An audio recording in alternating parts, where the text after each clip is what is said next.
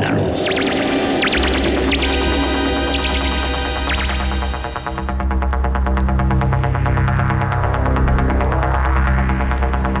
Estás entrando en el espacio en blanco.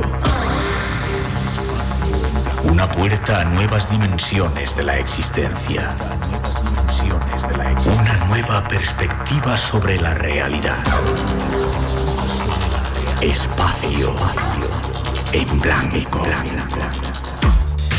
Radio Nacional de España.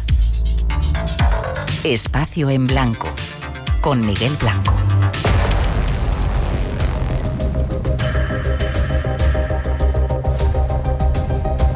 Hola, acercándose una nueva primavera ya sin borrascas sobre nosotros, llega el tiempo de los misterios a vuestra casa.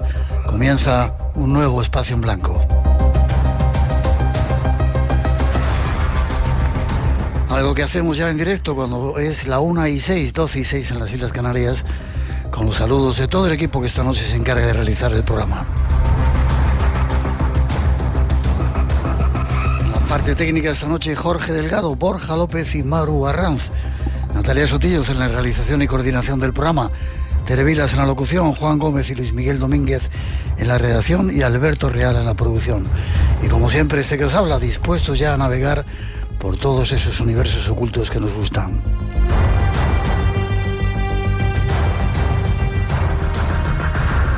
Tenemos forma de comunicar con todos vosotros. Déjate caer en nuestras redes. eBlanco Radio, RN. Por WhatsApp, 633 50 50 11. Y en el mail, espacioenblanco@rtve.es. Redes abiertas y dispuestas a vuestra participación que controlan, como siempre, Ramón Álvarez y Antonio Baena.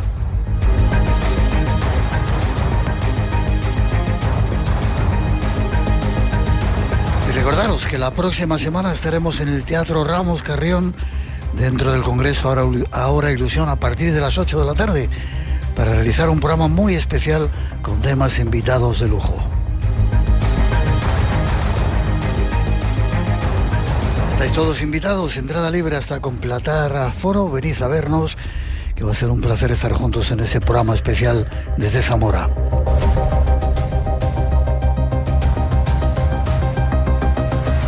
Y para hoy nos acompaña de nuevo uno de vuestros invitados favoritos con temas muy exclusivos. Ahí va ya un avance.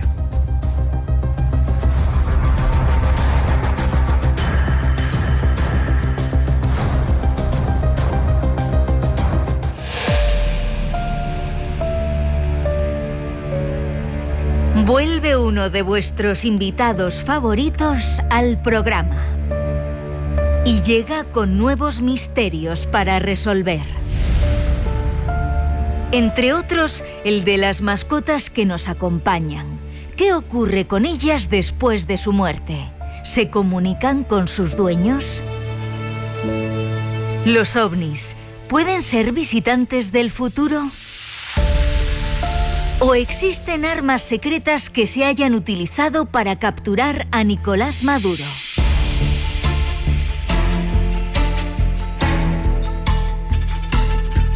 Un apasionante tiempo para encontrar respuestas a algunas incógnitas que nos rodean.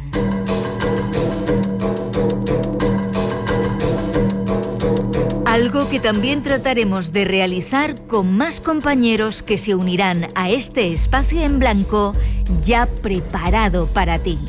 Disfrútalo.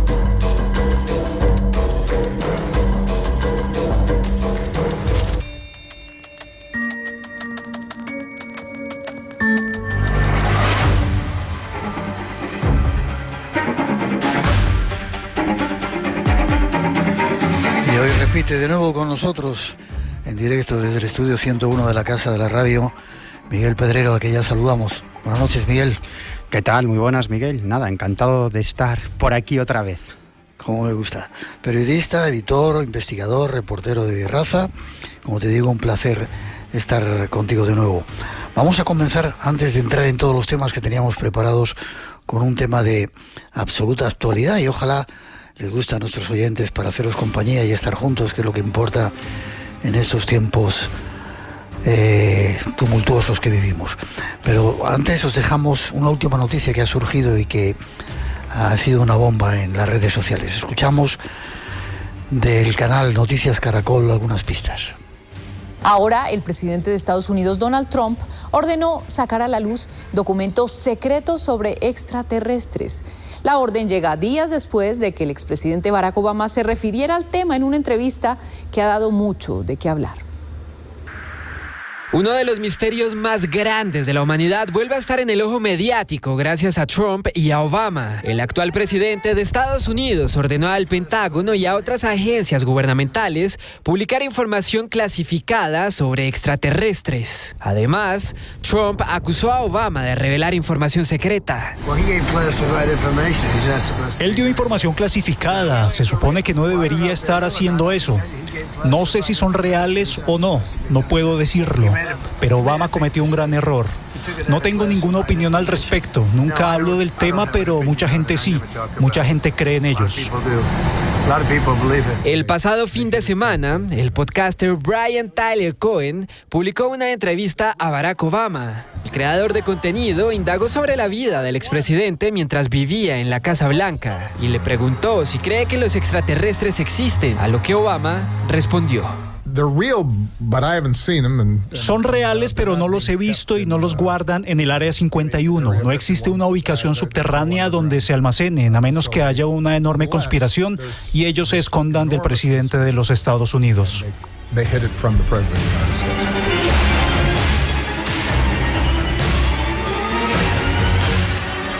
Esa era la noticia que saltaba. Dentro de nada, Miguel, lo vas a sacar tú en tu podcast. ¿Cómo es? ¿Protagonistas del misterio? Protagonistas de lo insólito, sí. Insólito. Sí, Dentro de nada, entrevistas a Obama y te cuenta dónde están los extraterrestres. ¿Qué opinas de todo esto? Bueno, pues es cierto, como acabáis de contar, que efectivamente toda esta historia comienza con esas declaraciones del expresidente Barack Obama, que además este videopodcaster le hace otra pregunta a continuación a Obama y lo que le pregunta es, cuando él llegó a la Casa Blanca, ¿cuál es la primera pregunta que hizo? Y Obama fue claro al respecto. Lo primero que pregunté es ¿dónde están los extraterrestres? Si es que Estados Unidos mantiene extraterrestres o naves estrelladas, ¿dónde está toda esa información? Bueno, él dice que obviamente eso no es así, pero es cierto que ya hace prácticamente un año, en otra entrevista, le preguntaron sobre el fenómeno OVNI. Y él dijo lo siguiente, dijo, lo que es cierto, y ahora hablo en serio, es que hay grabaciones y registros de objetos en los cielos que no sabemos exactamente qué son.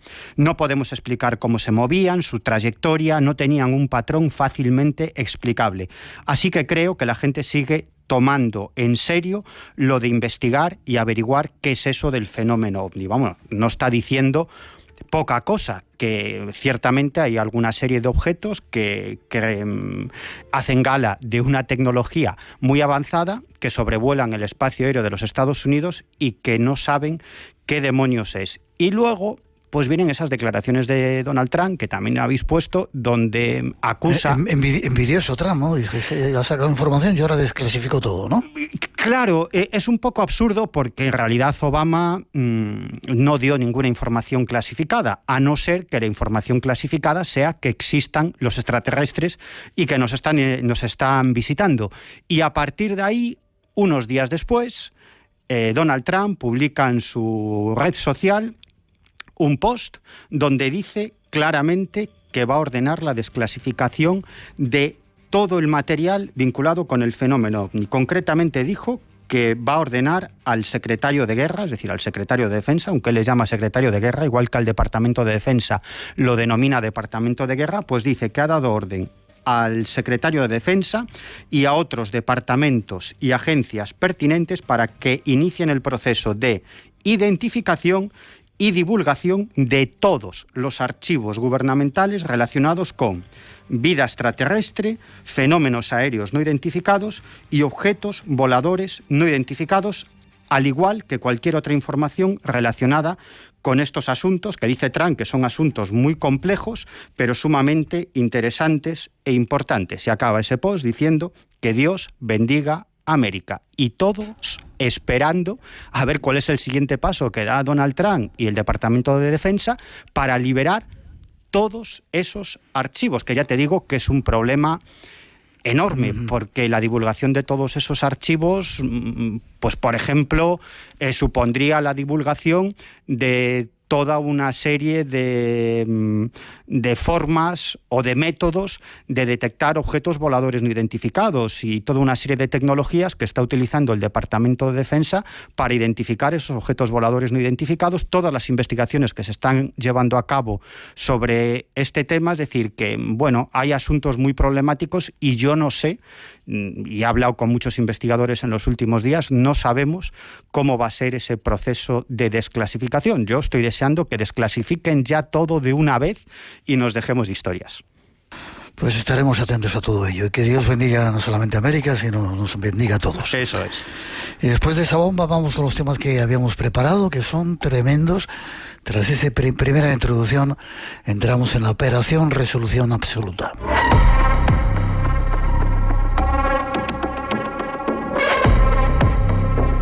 Hace unas semanas, los informativos de Radio Televisión Española nos sorprendían con esta noticia. Un momento, porque tenemos una imagen que no hemos visto hasta ahora y creo que ahí está. Es la imagen de Nicolás Maduro detenido, que hasta esta hora, 5:30 de la tarde, no lo habíamos visto. Nicolás Maduro, hasta hoy presidente de Venezuela, detenido. A la espera de esa comparecencia, Trump acaba de publicar en su red social, en Truth Social, este post en el que dice: Nicolás Maduro a bordo del USS Iwo Jima. Estábamos buscando, es uno de los barcos de guerra más poderosos de Estados Unidos, que tenía ahora desplegado en el Caribe. Es un barco anfibio, básicamente es un portaaviones en el que hay sobre todo helicópteros, que serían los que habrían utilizado las fuerzas especiales de Estados Unidos para detenerle. Hay mucho que comentar de esta fotografía. Le vemos con los ojos tapados. Esposado. Bueno, ¿qué os parece? Primeras imágenes de Nicolás Maduro tras su detención. La captura por parte de los Estados Unidos del presidente venezolano Nicolás Maduro.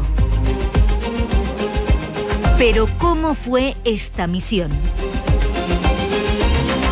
El canal de noticias Azteca nos aportaba algunos datos. Era la noche del ataque. Un dron RQ-170 Sentinel, que es de reconocimiento furtivo, sobrevoló Caracas hasta 15.000 metros de altura y confirmó que probablemente Nicolás Maduro estaba en el fuerte militar Tiuna.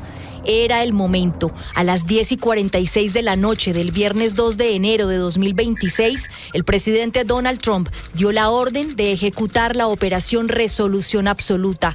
Inmediatamente se desplegaron de al menos 20 bases militares y buques, 150 aeronaves, entre drones, helicópteros, aviones caza y de inteligencia, y se infiltraron por el Mar Caribe.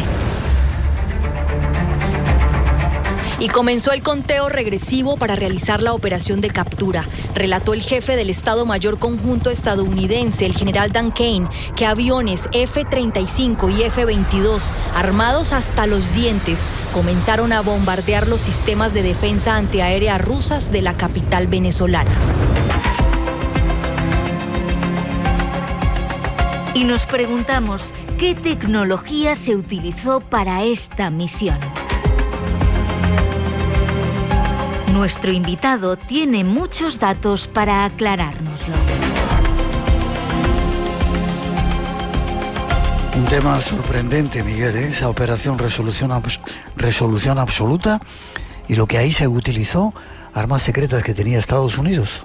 Sí, fue una operación absolutamente espectacular, ejecutada la noche del 3 de enero del año 2026, de este mismo año, y desde luego esto fue uno de los despliegues tecnológicos, Miguel, más avanzados de la historia. La captura y luego extracción de Nicolás Maduro y su esposa Cilia Flores, que estaban en el fuerte militar de Tiuna, en Caracas, donde pernoctaban, aunque es cierto que dormían en diferentes bases militares. Y como se apuntaba en la introducción, producción, efectivamente, semanas antes, una serie de drones, estos drones RK-170 Sentinel, sobrevolaron el espacio aéreo de Caracas a 15.000 metros de altura, casi nada.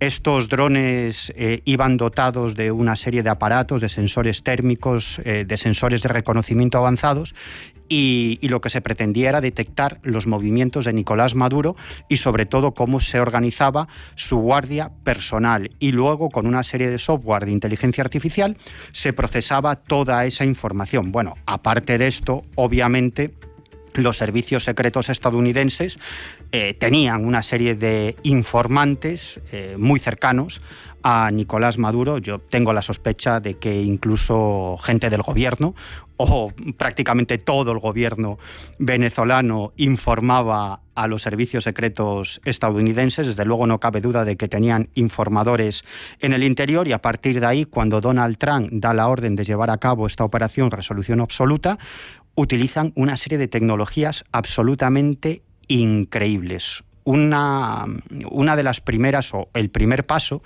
que dieron, fue generar un apagón táctico y un ataque cibernético en Caracas. Participó el Cibercomando y el Comando Espacial de los Estados Unidos, y llevaron a cabo una serie de operaciones increíbles para cegar al ejército venezolano y dejarlo prácticamente sin sistemas de defensa. Una de las cosas que hicieron fue, en primer lugar, interrumpir la red eléctrica. Lo que hicieron fue provocar un apagón masivo en Caracas. Hackers estadounidenses accedieron a los sistemas de control de la red eléctrica y se dedicaron directamente a apagar ciertos sectores estratégicos. Anularon infinidad de radares mediante operaciones de guerra electrónica, que lo que hicieron fue acabar con los radares, con la defensa aérea venezolana. Ese fue el momento en el que penetran esas 150 aeronaves, y a partir de ahí se produce un bloqueo de las comunicaciones. Se interfieren las frecuencias de radio militares y las redes de telefonía móvil, con lo cual todas las unidades de la Guardia Presidencial de Nicolás Maduro y de su esposa quedan totalmente incomunicadas. Y para colmo utilizan armas secretas sónicas. Efectivamente, porque aquí viene quizás la parte más increíble de esta operación, porque es cierto que se emplearon una serie de armas secretas que permitió que este equipo de operaciones especiales, los Delta Force, entraran en el complejo presidencial prácticamente sin enfrentar ningún tipo de resistencia armada. Utilizaron armas sónicas y armas de energía dirigida. Según algunas informaciones, lo que provocaron estas armas en los guardias venezolanos fueron unos efectos físicos muy extremos. En primer lugar, los guardias venezolanos y cubanos, sobre todo cubanos, que eran los que formaban esa guardia presidencial, escucharon una onda de sonido tremendamente intensa. Esta onda de sonido les causó una desorientación extrema, náuseas, vómitos y en algunos casos incluso hemorragias nasales. Y muchos de estos guardias presidenciales acabaron en el suelo porque perdieron completamente el conocimiento. Lo cierto es que se utilizaron, según algunos expertos que dieron su opinión en diferentes medios de comunicación, se utilizaron una serie de frecuencias de sonido que lo que hacen es que resuenan en los órganos internos y lo que provocan es la incapacidad física de los defensores, claro, obviamente sin necesidad de disparar ni una sola bala. Y luego utilizaron armas de energía dirigida mediante microondas, que lo que provocan es una sensación de que se te está quemando la piel. Y esto pues obliga a cualquiera a salir del lugar en el que están recibiendo ese efecto, ¿no? Entonces esto lo que provocó es que gran parte del personal que estaba defendiendo a Maduro y a su esposa pues acabaran en el suelo sin sentido y con graves efectos físicos. Por lo tanto, los Delta Force lo único que tuvieron que hacer es entrar y rematarlos en el suelo. A partir de ahí sí se sabe que utilizaron un soplete gigante porque Nicolás Maduro y su esposa dormían en un lugar muy protegido, en una cámara acorazada, y lo que utilizaron es un soplete gigante para hacer un boquete y a partir de ahí capturar a Maduro y a su esposa y sacarlos de Caracas en dirección a los Estados Unidos.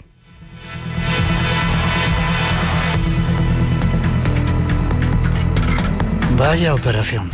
Y creo que tenemos un corte de Donald Trump hablando acerca de esas armas secretas, ¿no?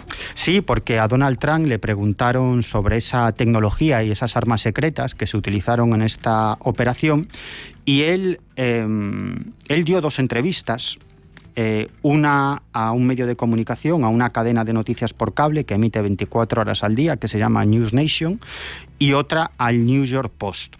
De hecho, en la entrevista de News Nation, la periodista le pregunta a Trump por el uso de armas sónicas secretas. Y si quieres, Miguel, escuchamos lo que le contestó Donald Trump a esta periodista. Lo escuchamos.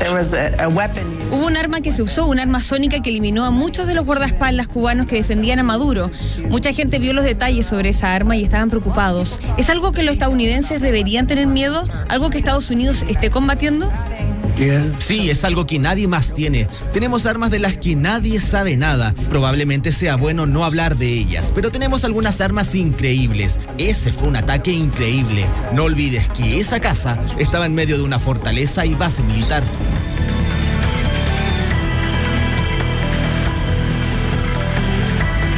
Un ataque increíble. Y creo que tienes testimonios, o sabes, testimonios de guardias de seguridad que sobrevivieron, ¿no?, a ese ataque. Sí, fíjate, lo cierto es que Trump utilizó un término, el desorientador, para describir este sistema armamentístico que hizo que la guardia personal de Donald Trump acabara completamente cao en el suelo. Y además declaró, fue un ataque increíble. Ellos presionaron botones y nada funcionó. Y luego es cierto que hay algunos testimonios, sobre todo de un guardia venezolano que formaba parte de ese equipo de seguridad presidencial y que habló para diferentes medios.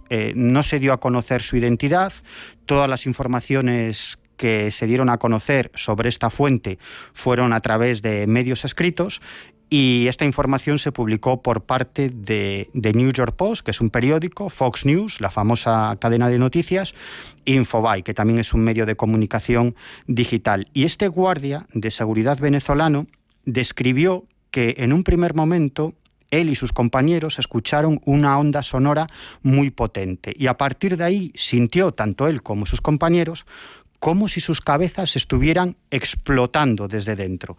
Luego dice que varios miembros de la Guardia Presidencial comenzaron a sangrar por la nariz, a vomitar sangre, y que muchos de ellos cayeron al suelo sin sentido y totalmente paralizados, sin poder ponerse de pie ni defenderse de ninguna manera. Y a partir de ahí es cuando entran los Delta Force y, claro, no se encuentran ningún tipo de problema, ¿no? Claro, nadie les dispara. Entonces lo que hacen es rematar a esa gente en el suelo.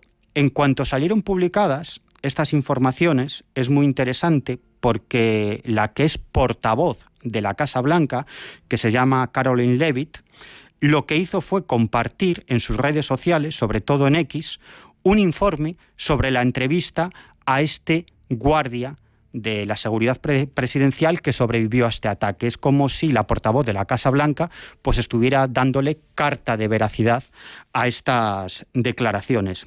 Y luego, por parte venezolana, habló el ministro del Interior de Venezuela, que aseguró que el ataque produjo más de 100 muertes. La Guardia Presidencial eran aproximadamente 80 personas y prácticamente todas fueron ejecutadas.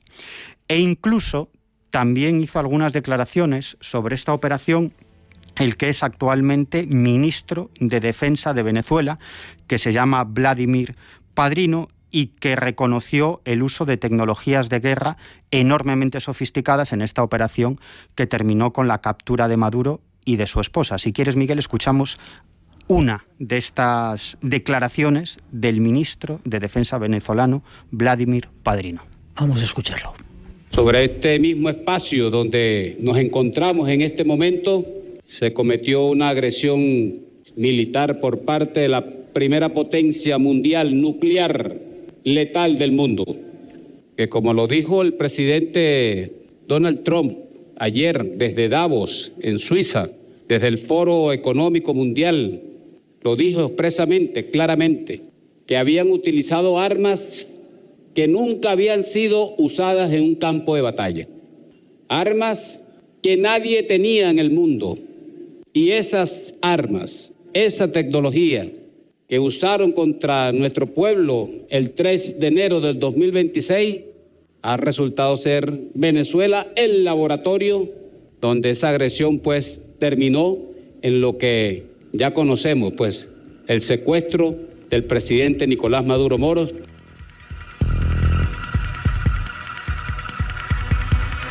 Y creo que Delcy Rodríguez también estaba involucrada en este asunto y le dijeron alguna cosa, ¿no? Bueno, esto es, Miguel, absolutamente de película. Delcy Rodríguez, en el momento de la captura de Maduro y su esposa, era la vicepresidenta de Venezuela y ahora es la presidenta de Venezuela, como dice Donald Trump, presidenta encargada, porque en realidad ella y todo su gobierno hacen lo que quiere Donald Trump. Y ella contó algo tremendamente interesante. Escuchamos lo que dijo Delcy Rodríguez sobre una llamada que recibió en el momento de la captura de Maduro y su esposa. Para que ustedes lo sepan, las amenazas vinieron desde el primer minuto que ellos secuestraron al presidente. Nos dieron a Diosdado, a Jorge y a mí 15 minutos para responder, si no nos iban a matar. Y frente a la información que nos habían dicho que los habían asesinado, no que estaban secuestrados, nosotros dijimos, estamos listos a correr la misma suerte. Y se lo digo, esa afirmación la mantenemos al día de hoy, porque las amenazas son permanentes, los chantajes son permanentes. Y nosotros tenemos que ir con paciencia y prudencia estratégica. Espacio en Blanco, en Radio Nacional, con Miguel Blanco. Y con Miguel Pedrero esta noche descubriendo esas armas del futuro. Hay proyectos dentro de Estados Unidos, agencias, ¿no? El proyecto DARPA. ¿Nos cuentas un poco qué es esto? Bueno, DARPA en realidad es una agencia que depende del Departamento de Defensa de los Estados Unidos y que se dedica a desarrollar todo tipo de tecnologías futuristas vinculados al ámbito de la defensa y al ámbito de la guerra. Y se llevan a cabo proyectos enormemente futuristas. Uno de los proyectos más interesantes que está desarrollando DARPA se llama Proyecto BioDeshin. Y es increíble porque es básicamente la utilización de la biología sintética en entornos de guerra. Y dentro de este proyecto BioDeshin hay toda una serie de subproyectos, como por ejemplo uno de ellos que se llama Organismos con interruptor de muerte. Fíjate en qué consiste esto. Es algo, vamos, que a mí me parece absolutamente alucinante, porque en este subproyecto los científicos de DARPA lo que hacen es modificar el ADN de ciertos microorganismos para que necesiten un alimento que no existe naturalmente en la Tierra. Es un alimento que se genera en laboratorio. Por ejemplo, una serie de aminoácidos sintéticos. Y si la bacteria, si este microorganismo no consume ese químico artificial, pues su código genético se corrompe y acaba muriendo. Claro, ¿cuál es la aplicación de esto en el campo de batalla? Pues, por ejemplo, la siguiente. Imagínate que se despliegan esas bacterias en el campo de batalla con una misión. Por ejemplo, que coman el combustible de todos los tanques enemigos o que se dediquen a comerse textualmente los cables y los sistemas electrónicos de las armas del enemigo. ¿Qué me dices? Claro, con esto consiguen dejar inutilizadas las armas del enemigo. Van directamente, pues como digo, a los sistemas eléctricos, a los cables, etcétera. Y una vez que las tropas estadounidenses se retiran, dejan de suministrar ese reactivo, ese alimento artificial, y estos organismos desaparecen sin dejar rastro, y así pues se evita que el enemigo capture esta tecnología o incluso que se pueda provocar una plaga. Y te iba a decir que la ciencia ficción ya está aquí, ¿eh? Increíble. Absolutamente, Miguel, absolutamente. Hay otro subproyecto que tengo por aquí, el soldado infatigable. Sí, en este caso el objetivo es que el cuerpo de un soldado rinda por encima de los límites naturales de cualquier cuerpo en situaciones de guerra. Y, por ejemplo, DARPA está estudiando cómo inducir un estado de hibernación celular a nivel local. Imagínate que un soldado es herido en el campo de batalla y comienza a sangrar. Bueno, pues solamente tendría que inyectarse una serie de agentes biológicos sintéticos que lo que hacen es ralentizar el metabolismo de las células cercanas a la herida. Con esto consiguen que sangre muy poco o prácticamente nada, y así el soldado pues gana tiempo antes de recibir atención médica. Otro subproyecto se llama regeneración de extremidades y su objetivo es, como dice el nombre, pues que el cuerpo se regenere, que el cuerpo regenere el tejido muscular y nervioso en días o semanas en vez de meses o en vez de años. Otro subproyecto se llama resistencia al sueño y fatiga. Y básicamente consiste en la modificación de la forma en que las células del cuerpo humano procesan la energía. Y el objetivo es que un soldado en el campo de batalla se pueda mantener alerta con todos sus sentidos activos al 100% durante 72 horas.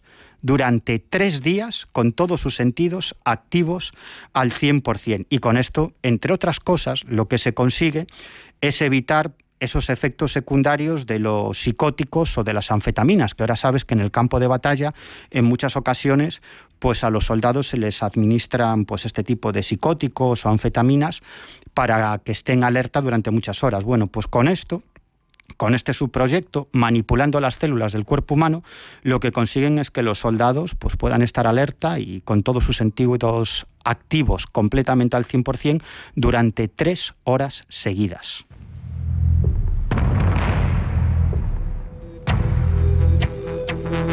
Alucinado me estás dejando. Hay también subproyectos de sensores biológicos de la piel. Sí, sí, esto es también bastante alucinante porque se trata básicamente de modificar la microbiota de la piel del soldado para que esa piel reaccione ante amenazas externas. Por ejemplo, si el soldado entra en contacto con armas químicas, biológicas o altos niveles de reacción, pues la piel reacciona mostrando un color diferente. Eso avisa al soldado de que está expuesto a este tipo de armas, pero incluso también están trabajando para que esa piel se convierta en una especie de protector para ese soldado ante estas armas químicas, biológicas o estos altos niveles de radiación. Otro de los subproyectos que tiene mucho que ver con este que acabamos de describir es otro que se llama materiales sintéticos vivos. Y en este caso, DARPA está trabajando en algo que a mí me parece muy alucinante y es muy de película, casi nos recuerda a Robocop. Están trabajando en materiales que crecen y se reparan solos. Imagínate, por ejemplo, el blindaje de un tanque formado por células vivas. Ese soldado recibe un daño, sufre un disparo y se genera un desperfecto en ese blindaje del tanque. Bueno, pues la cuestión es que se liberarían una serie de proteínas que lo que harían es sellar ese daño en tiempo real. Y lo mismo pasaría, por ejemplo, en una tienda de campaña, que recibe un disparo o esa tienda de campaña acaba dañada en un entorno de guerra y lo que hace es regenerarse por sí misma mediante esas células vivas. Por eso se llama materiales sintéticos vivos. La finalidad, que ante un daño los materiales se reparen de manera inmediata.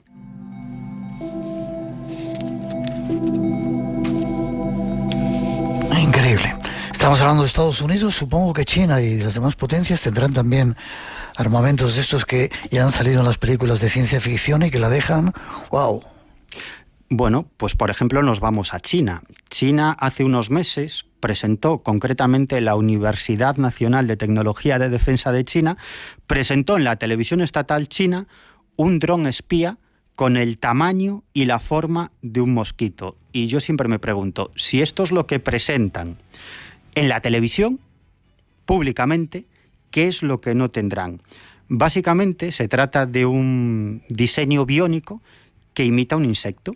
Y ese insecto pues lleva integrados una serie de cámaras y micrófonos en miniatura que lo que hacen pues es captar imágenes, registrar y grabar conversaciones e incluso detectar señales electrónicas a su alrededor. Y este insecto robot, se controla a través de un simple teléfono inteligente. si esto es lo que cuentan, lo que no habrán desarrollado. Claro, en cuanto saltó esta noticia a los medios de comunicación, saltaron las alarmas en los servicios de inteligencia estadounidenses, porque si China contaba con esta tecnología, y seguramente muy superior, porque ya te digo que si esto es lo que presentan en la televisión, lo que no deben tener, pues imagínate que uno de estos mosquitos robot podría haber entrado en las reuniones más secretas que se llevan a cabo, por ejemplo, en el despacho Oval de la Casa Blanca, en las salas más secretas de los servicios de inteligencia estadounidenses, en la CIA, en el despacho del director de la NSA, en el despacho del director del secretario de Defensa, que están hablando de cuestiones muy secretas, ultra confidenciales, y resulta que hay un mosquito en la habitación y ese mosquito es un robot del servicio de inteligencia chino. Increíble. ¿De dónde sacas todas estas informaciones, Miguel? Bueno, pues estas son informaciones que en el mundo de los servicios de inteligencia se llaman fuentes abiertas, que están a disposición del público, pero que no son habituales en los medios de comunicación, que no se suelen contar demasiado en los medios de comunicación, pero ahí están los papers, ahí están los informes oficiales de DARPA. Es decir, yo no tengo ninguna fuente confidencial ni accedo a ninguna información secreta. Lo único que hago es obtener información de fuentes abiertas, pero que quizás no están muy accesibles al público, y luego unir las piezas. Básicamente eso es lo que hago. Ahí está Miguel Pedrero para contarnos todo esto. Estados Unidos, ya casi para terminar esta parte del programa, también tiene proyectos de estos bichos pequeñitos, ¿no? Bueno, todavía más increíbles, porque, claro, cuando surgió esta información de que los chinos habían presentado un robot insecto, como digo, que lleva cámaras y equipos de grabación, saltaron las alarmas, pero que los estadounidenses no se quedan atrás y en este sentido tienen proyectos, pero Miguel, todavía mucho más futuristas, porque DARPA ya desde hace algunos años, desde el año 2006, puso en marcha un proyecto que denominó Sistemas Electromecánicos de Insectos Híbridos. La finalidad, pues básicamente crear cyborgs insectoides. ¿Y qué es lo que hacen? Es todavía mucho más increíble de lo que hacen los chinos, porque en este caso trabajan con insectos vivos. Lo que hacen es colocar sistemas micromecánicos y microelectrónicos en el interior de insectos vivos, y la finalidad es controlarlos de forma remota, sobre todo para misiones de reconocimiento y vigilancia, y obviamente también para tareas de espionaje. Y estos insectos pues llevan incorporados equipos miniaturizados de cámaras y grabadoras, y lo que hacen es insertar estos implantes, esta microtecnología, en larvas de insectos, por ejemplo, escarabajos o polillas, y cuando crecen, esa electrónica se integra en sus órganos. Y esto permite a los técnicos de DARPA o de los servicios de inteligencia de los Estados Unidos controlar los músculos y las neuronas de estos insectos mediante impulsos eléctricos para guiarlos hacia donde ellos quieran. El objetivo es que estos insectos puedan recorrer cientos de metros o incluso kilómetros y colocarse muy cerca del objetivo, por ejemplo, para grabar un entorno de guerra o espiar una conversación en un lugar ultra secreto. ¿Y sabes cómo alimentan estos dispositivos? No. Bueno, que son dispositivos, como digo, mitad electrónicos y mitad biológicos. Bueno, pues utilizan unos sistemas para aprovechar la propia energía del insecto. Los insectos en su interior llevan unos generadores piezoeléctricos que lo que hacen es convertir el movimiento de las alas en electricidad. Estos son los avances que conocemos, que son públicos, pero estoy seguro que hay muchos más avances de los que nos han dicho absolutamente nada. De hecho, se sabe que en proyectos civiles se han desarrollado ya este tipo de insectos que llevan tecnología ultra miniaturizada, y lo que hacen, pues por ejemplo, los científicos es controlar el vuelo, el despegue, el aterrizaje, los giros, por ejemplo, de un escarabajo, ¿no? Y bueno, entre los últimos desarrollos que se conocen sobre esto, yo los últimos que he encontrado, Miguel, son del año 2025. Y lo que han hecho en DARPA es integrar en estos insectoides, como digo, mitad biológicos y mitad tecnológicos, pues han insertado una serie de microcámaras operadas con inteligencia artificial que lo que hacen es que permiten al insecto detectar y esquivar obstáculos, en este caso sin intervención humana. Básicamente lo que hacen es ampliar los sentidos de ese insecto. Y otro de los últimos desarrollos es ya no desplegar un solo insecto, sino que despliegan enjambres de insectos cibors que se coordinan entre ellos, cientos de insectos cibors, por ejemplo, para mapear un terreno en un entorno de guerra o incluso penetrar en búnkers, cuevas o subterráneos militares. Bueno, estos son algunos de los últimos desarrollos que se conocen públicamente. Dios nos pille confesados. 1:47, 12:47 en las Islas Canarias. Dejamos este tema y vamos a otros temas más dulces y luminosos después de las introducciones que ofrecen nuestros compañeros. Radio Nacional de España, la radio por delante. Tuve un sueño que no fue un sueño. Premios Goya 2026. Ficción sonora, homenaje a Gonzalo Suárez. ¿Hay alguien ahí? Remando al viento. Natalí Poza, Fernando Cayo, Miki Esparvé, Marian Álvarez, Víctor Clavijo. Jueves 26 a las 7 de la tarde desde el Palau de la Música Catalana. Entrada gratuita en palaumusica.cat. Ten ahora la fuerza para aceptarlo. A menudo me dicen que parezco un extraterrestre y de hecho me miro al espejo y parezco un extraterrestre. Se da un caso por cada 20 millones de personas. O sea que en el mundo hay tan solo 400 casos. Me he dado cuenta de que una vida con progeria sigue siendo una vida que merece la pena. Memoria de Delfín. Esta semana hablamos de la progeria, un síndrome que acelera el envejecimiento en los niños. Y me di cuenta de que esta es la única vida que tenemos. Memoria de Delfín. Arturo Martín Lafuente. No falten a la cita. Los lunes a la 1 de la madrugada, las 12 en Canarias. Y cuando quieras, en RN Audio. Radio Nacional de España. Si puedes imaginarlo, ¿por qué no vivirlo? Si les ha pasado a otros, ¿por qué no a ti? Espacio en Blanco.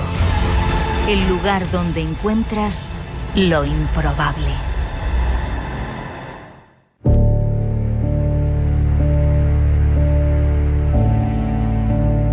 Muchas personas de nuestro mundo últimamente tienen compañía. Una compañía de mascotas, de animales que se convierten en parte de la familia. Pero ¿qué ocurre cuando ellos se van? Cuando nos dejan, cuando fallecen.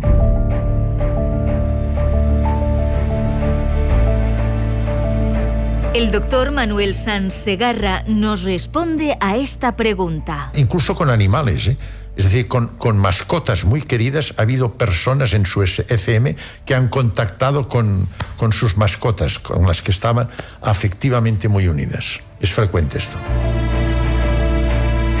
Investiguemos algo más este misterio de nuestros compañeros de vida, de nuestras mascotas que se van. 1:50, 12:50 las Islas Canarias. 5 o 6 minutitos tenemos, Miguel, luego seguimos con algunos testimonios que nos has traído de un tema apasionante. Cada día están más presentes los animales con nosotros. Ponos en antecedentes. Es cierto que cada vez yo creo que en este mundo occidental estamos más unidos a los animales de compañía como perros o gatos fundamentalmente, y al final se convierten en uno más de la familia, y cuando fallecen pues lo sentimos como si fueran uno más de la familia. De hecho, hay mucha gente que vive sola y que su principal compañía es el perro o el gato con el que comparte vida. Por lo tanto, no es extraño que después del fallecimiento de esas mascotas se aparezcan ante sus amigos humanos. Yo ya lo he contado en alguna ocasión en este programa que, claro, yo me dediqué a recoger muchísimos casos de personas que están convencidas de que se les han aparecido amigos o familiares fallecidos. Y algún caso me llegó de que estas apariciones no eran de amigos o familiares fallecidos, sino de animales de compañía que habían convivido con esas personas. Y a mí me parecía que estos casos eran simplemente anecdóticos. Pero luego me di cuenta de que no. En cuanto empecé a rascar, me empecé a encontrar con un montón de casos de este tipo y prácticamente llegué a la conclusión de que son tan habituales los casos de apariciones de personas fallecidas como de animales fallecidos. Y yo en esto siempre recuerdo las palabras de Jane Goodall, que es una etóloga y antropóloga, una de las mujeres o una de las personas más influyentes del siglo XX. Ella murió hace poquito tiempo y bueno, recibió infinidad de premios y de reconocimientos. Entre otros fue Premio Príncipe de Asturias de la investigación científica y técnica, y estoy seguro que muchos de nuestros oyentes saben de sobra quién fue Jane Goodall. Jane Goodall durante 55 años estudió el comportamiento de chimpancés salvajes en un parque nacional, en el Parque Nacional Gom String de Tanzania. Y ella siempre decía que si hay miles de millones de personas en este planeta que creen que los seres humanos somos almas inmortales, que cuando nuestro cuerpo deja de funcionar seguimos existiendo de alguna manera, ¿por qué les quitamos esa posibilidad a los animales? Porque los animales son seres vivos igual que nosotros. Sienten, padecen, sufren físicamente, sufren psíquicamente. Entonces, si hay un más allá para los seres humanos, debe existir un más allá para los animales. Y esto es lo que defendía Jane Goodall, que llegó a escribir artículos que fueron muy polémicos en su momento, en los que defendía, por ejemplo, que ciertos primates,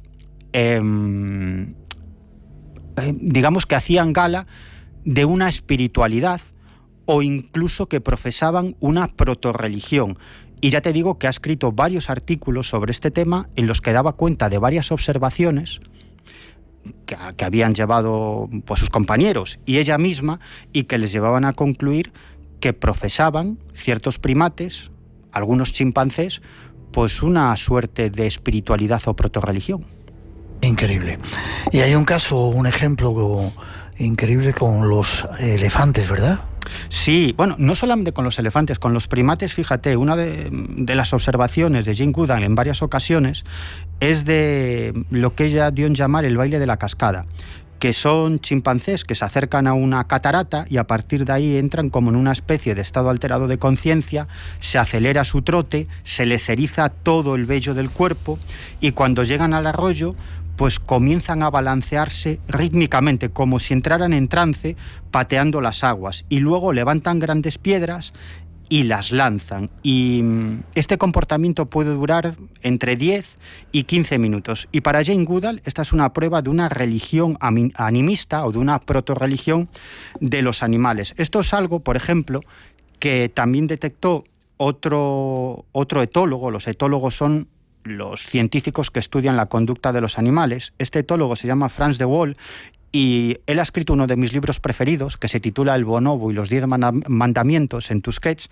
que es fascinante. Y él observó, al igual que Goodall y algunos otros compañeros, lo que han dado en llamar la danza de la lluvia, que cuando llueve mucho, los chimpancés realizan una especie de danza probablemente con la intención, esto es lo que piensan estos investigadores, de que deje de llover. Y esto, que Miguel, a nosotros nos puede parecer algo absolutamente irracional, lo cierto es que hoy en día lo seguimos practicando los seres humanos en pleno siglo XXI. Recuerda esa tradición de sacar vírgenes y santos para que llueva, para que las cosechas sean propicias. Pues se sigue haciendo, que sacan vírgenes y santos en procesión, que además forma parte de la cultura popular de diferentes pueblos de España, y esto se hace hoy en día. Pues no es tan diferente a lo que hacen los chimpancés.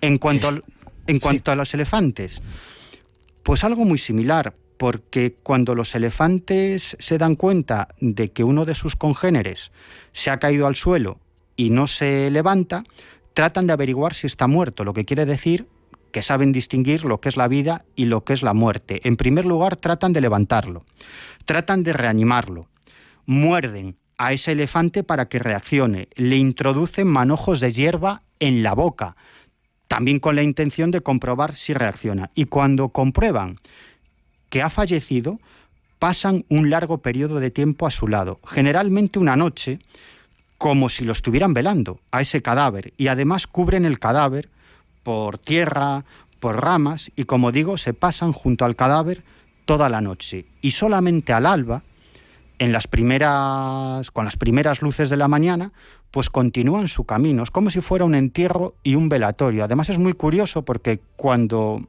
amanece, ellos hacen el ademán de irse, pero vuelven hacia atrás, vuelven a tocar con su trompa y con su cuerpo al fallecido, así en varias ocasiones, hasta que finalmente pues ya desaparecen y dejan allí al elefante fallecido, como te digo, casi como si fuera un velatorio y un entierro, porque como digo, ponen por encima ramas y tierra.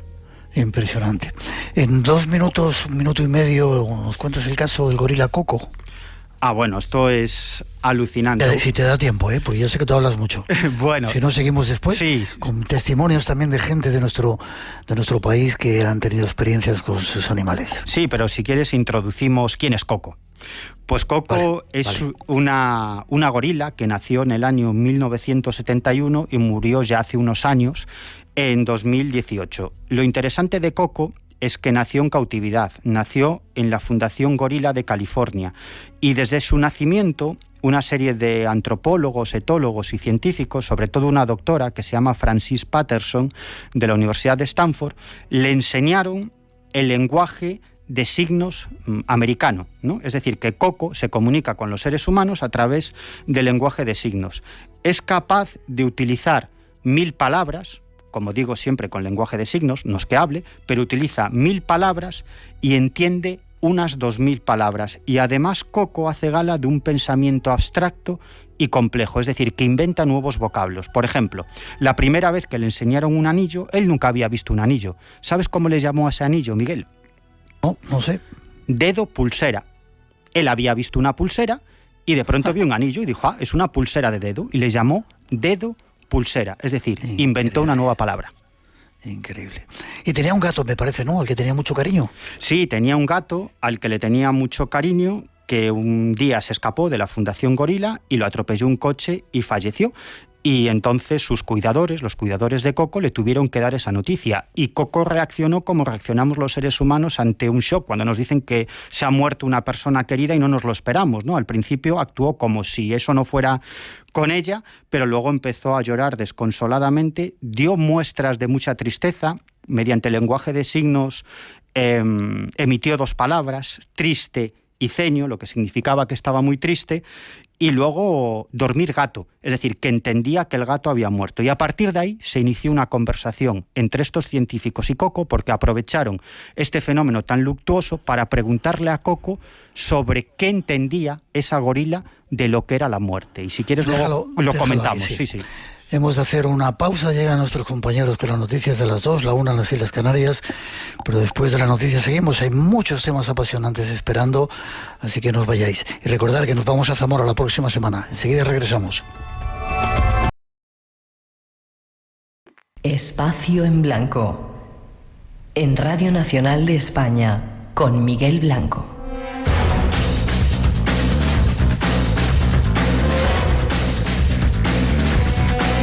Tiempo, seguimos en directo, 1 hora más para disfrutar juntos de este espacio en blanco. Redes sociales abiertas, Blanco Radio RN, por si queréis entrar con nosotros, y los saludos para todos los que estáis ahí en directo en Radio 1, Radio 5, los que nos escucháis en el podcast o en la radio online en esos cientos de países de todo el mundo.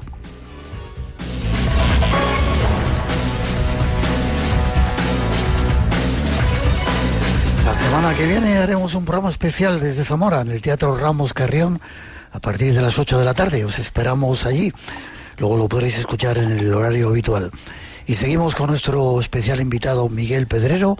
Te habías quedado contando cosas del gorila Coco. ¿Qué dijo sobre la muerte? Te pregunto, ¿estás a gusto? Sí, muy a gusto, muy a gusto. Vale. ¿Qué pasaba con ese gorila Coco después de la muerte de su amiguito el gato? Pues que sus cuidadores, los científicos que cuidaban a Coco, pues se decidieron a utilizar pues lo que había pasado, ese, como digo, fenómeno tan luctuoso que es que un coche atropellara a este gato, para preguntarle a Coco, esta gorila, qué entendía por la muerte. Y le preguntaron lo siguiente mediante lenguaje de signos, que es cómo se comunicaba este animal. Le preguntaron: ¿dónde van los gorilas cuando mueren? Y Coco respondió: cómodo, adiós. Repito, le preguntaron: ¿dónde van los gorilas cuando mueren? Y respondió: cómodo, adiós. Lo que viene a significar cómodo, adiós. Es decir, que viene a significar adiós, que efectivamente sabía que cuando los gorilas se mueren, pues no vuelven, es un adiós definitivo, y cómodo, como si se fueran a un lugar cómodo. Luego le preguntaron: ¿cuándo mueren los gorilas? Y Coco respondió: problema viejo. Es decir, que se mueren de viejos o por algún problema, por una enfermedad o por un accidente. Y luego le preguntaron: ¿cómo se sienten los gorilas cuando mueren? ¿Felices, tristes, atemorizados? Y Coco respondió con una sola palabra: sueño. Es como si la muerte fuese una especie de sueño, es decir, que en cierto modo estaba diciendo que creía en la existencia de un más allá, que los gorilas cuando fallecían pues se iban a otro lugar o a otro estado, que era como una especie de sueño. Hombre, en realidad es muy difícil saber lo que estaba pasando en ese momento por la cabeza de una gorila, pero desde luego lo que le respondió a los científicos da mucho que pensar, ¿eh, Miguel? Sorprendente, sorprendente. Vamos ya con casos de nuestra gente de aquí en España. Has recopilado varios casos de oyentes y nos vas a contar, ¿no? Sí, casos muy especiales de personas que han mantenido contacto, están completamente convencidas de ello, con sus mascotas fallecidas. Y el primer caso que quiero traer es el de Mari Carmen, una sevillana que estaba muy unida a una pastora alemán, Yumara, porque Yumara le salvó la vida en una ocasión. Ella había sido sometida a una intervención quirúrgica que no salió demasiado bien y como consecuencia sufría una serie de dolores muy fuertes que se le presentaban de manera imprevista y en muchas ocasiones perdía el conocimiento y si no recibía ayuda médica, en cierto tiempo incluso podría llegar a fallecer. Bueno, pues una de estas ocasiones ella terminó de comer, se estaba arreglando para ir a trabajar y comenzó a sentir esos horribles dolores, con lo cual llamó a un compañero de trabajo y le dijo que iba a llegar tarde a su puesto de trabajo y luego entró en la habitación para echarse un rato a ver si le pasaban esos dolores, se tomó la medicación o pretendía tomarse la medicación, pero no le dio ni tiempo a alcanzar la cama, se desplomó, se quedó sin sentido y Yumara lo que hizo con su boca es agarrarla por la chaqueta, arrastrarla por todo el pasillo hasta colocarla cerca del teléfono, la reanimó con su cabeza y en ese momento Mari Carmen volvió en sí por unos breves instantes y lo que hizo fue coger el teléfono y llamar a unos vecinos que tenían llave de casa. Enseguida entraron esos vecinos, la llevaron en automóvil corriendo a urgencias, allí estuvo ingresada varios días. Y los médicos le dijeron que si hubiera llegado unos minutos más tarde probablemente hubiera muerto. O sea, que imagínate hasta qué punto Mari Carmen estaba unida a Yumara. Bueno, pues lo que pasó es que como consecuencia del inexorable paso del tiempo, pues Yumara falleció. Pero solamente unos días después de su muerte, Yumara ya empezó a dar muestras de que de alguna forma continuaba presente en esa casa. Bueno, pues llevaba pocos días muerta mi perra, llevaría como de 3 a 4 días lo que llevaría. Entonces él tenía la costumbre de subir a casa y me daba el dinero de la comunidad, ¿no? Entonces pues yo le pagaba a la comunidad, al administrador. Y entonces, bueno, pues estuvo por lo visto por la mañana, pero yo no estaba porque estaba en el médico. Entonces por la tarde cuando sube, me llama a la puerta y abro y me dice: Mari Carmen, que esta mañana estuve aquí. Digo: sí, pero he estado en el médico. Dice que, por cierto, dice, cualquiera entra en tu casa, vaya la leona, dice, no vea qué forma de ladrar. Dice, cuando toqué la puerta dije, cualquiera entra en su casa. Dice, que además me dijo, por cierto, ¿dónde está? Y entonces le dije, es que ha muerto. Dice, ¿cómo va a estar muerta? Si yo esta mañana estaba aquí y yo la he escuchado. Si eso era como un león ladrando. O sea, en cuanto llamé a la puerta empezó a ladrar muy fuerte. Y le pregunté, ¿estás seguro que cuando has llamado, ¿estás seguro? Y me dijo, Mari Carmen, que sí, que era tu perra. Y mi perra pues llevaba muerta pues 3 o 4 días, pero él la escuchó. Yumara estaba ahí, increíble. Nos cuenta más cosas todavía, Mari Carmen, ¿verdad?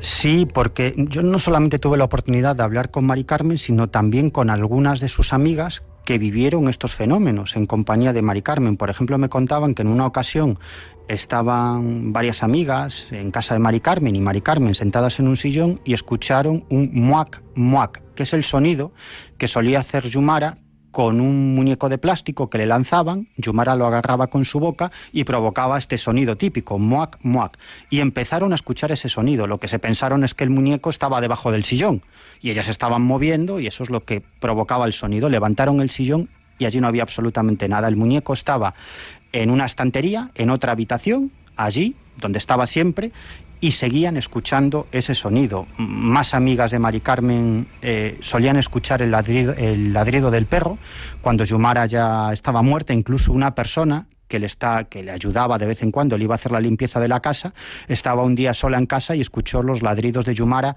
a su lado y te puedes imaginar que salió corriendo de casa.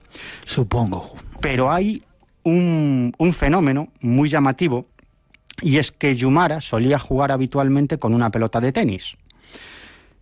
Pero cuando ya hacía tiempo de su fallecimiento, empezó a suceder algo muy extraño con esa pelota.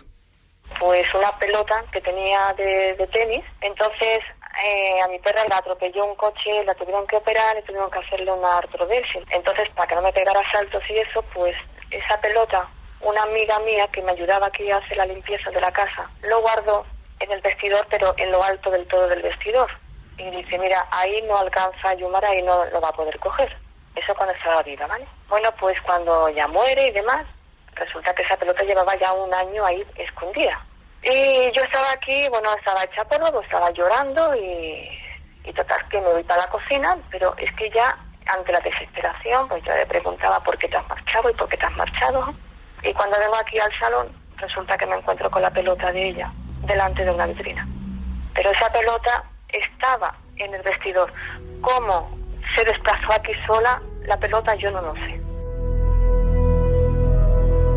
Increíble, increíble. Déjame que, si hay oyentes que estén o hayan vivido experiencias con sus animalitos, nos pueden mandar un mensajito 633 50 50 11 o luego damos el contacto, si quieres darlo, Miguel. Sí, claro. Para que tú lo recopiles. Sí. Y esto no fue lo único que sucedió con esta pelota. Date cuenta que esta pelota de tenis estaba en lo alto de un armario, al fondo de todo y dentro de una caja. Yo estuve en casa de Mari Carmen y me enseñó dónde guardaba la pelota. Claro, no se explica cómo la pelota llegó a ese lugar del salón, que por cierto era la zona del salón donde solía dormir Yumara. Pero es que alrededor de esa pelota sucedieron más eventos extraños. Yo de vez en cuando abría la caja porque necesitaba ver.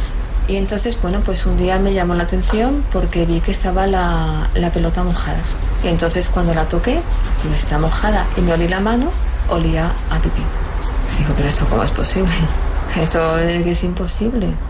Entonces, bueno, lavé la pelota y entonces una vez que se secó, lo que hice fue la envolví en papel de cocina. Entonces ya de vez en cuando pues abría la caja, iba viendo a ver y se iba manifestando en el pipí. Wow. Sorprendido me estás dejando. Si antes lo hiciste con las armas, ahora con todos estos testimonios. Hay más, ¿verdad? Sí, hay más, porque en una ocasión Mari Carmen llegó incluso a ver la figura espectral o espiritual de Yumara. Pues estaba sentada en el sofá y de pronto pues miré hacia el lado y me llamó mucho la atención porque es que la vi ahí suspendida en el aire. O sea, estaba como cuando se sienta un perro, ¿no? Sentada, pero no estaba tocando el suelo, sino que estaba suspendida. Y entonces, bueno, cuando la vi, pues ya lo creo, me impactó, ¿no? Me impactó. Pero vamos a ver, es especie de niebla todo. Era su silueta. Entonces ya lo creo, yo dije, Yumi, ¿qué haces aquí, Yumara? Aquí? Y entonces ella me hablaba pero telepáticamente, porque yo no estaba escuchando por los oídos, escuchaba dentro de mi cabeza, ¿no? Y entonces me dijo de que ella había venido para decirme que me quería mucho, que me estaba cuidando, que no me preocupase de nada. Entonces yo le dije que yo quería acercarme a ella para poderla tocar, abrazarla, y entonces me dijo que no podía ser. Y entonces me dijo que bueno, que ya tenía que marchar porque le habían dado un tiempo para poder bajar, pero que el mensaje que ella me quería dar era que me estaba cuidando, que me quería mucho y que no me preocupase por nada. Y ya después se esfumó. Pues desapareció eso. Vamos a ver, como cuando coges un cigarro, echas el humo y el humo va desapareciendo. Pues lo mismo. Ya no la he vuelto a ver más.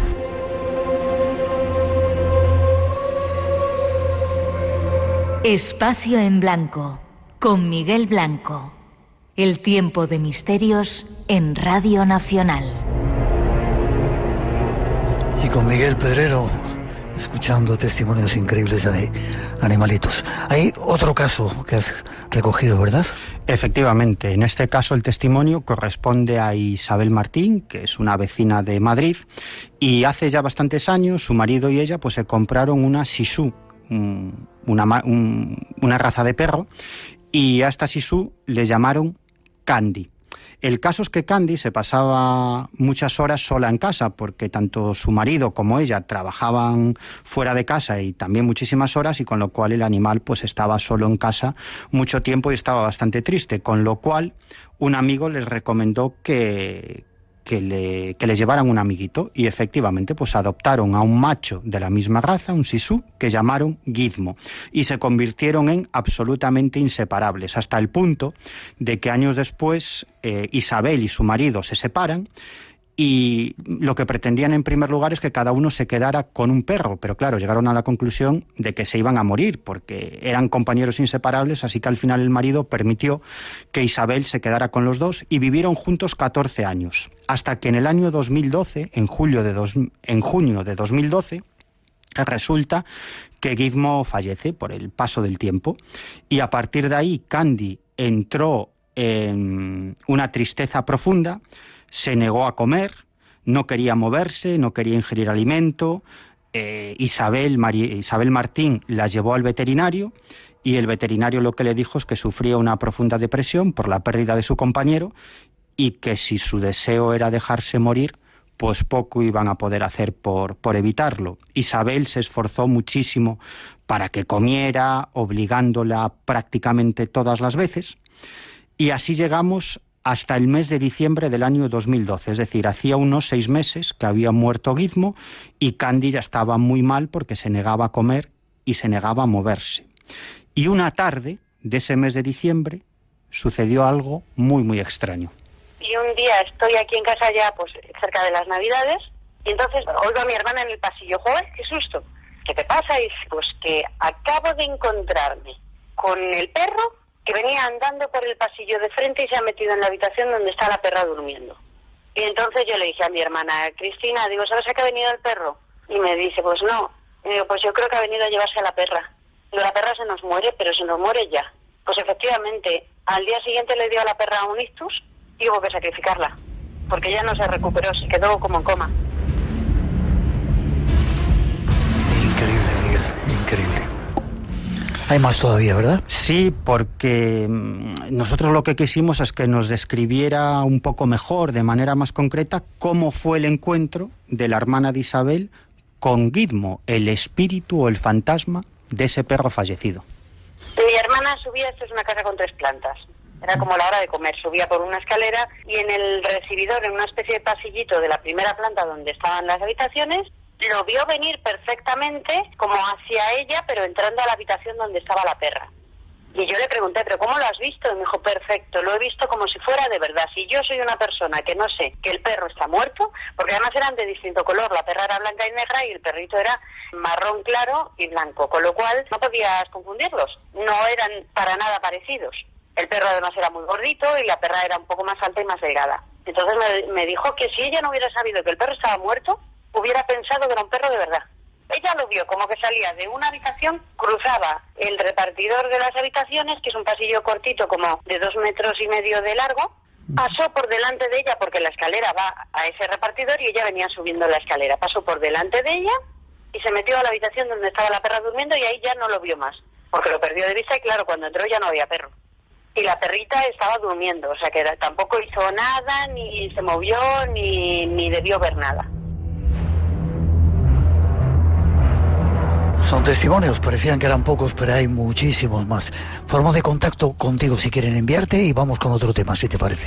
Pues sí, pueden ponerse en contacto conmigo a través de un número de teléfono mediante mensaje de texto o mediante mensaje de WhatsApp, de audio o de texto. Y el teléfono es el siguiente, 604-070-106. Repito, 604-070-106. Y otra vía de contacto es a través de un correo electrónico que es protagonistasinsolito@gmail.com. protagonistasinsolito@gmail.com. Por tu culpa hemos tenido que cambiar la idea del programa. 2:22, pero qué bien que sea así. 1:22 en las Islas Canarias. Vamos con la tercera parte de un tema que queríamos tratar con Miguel Pedrero. Tras esa introducción nos lo ofrecemos.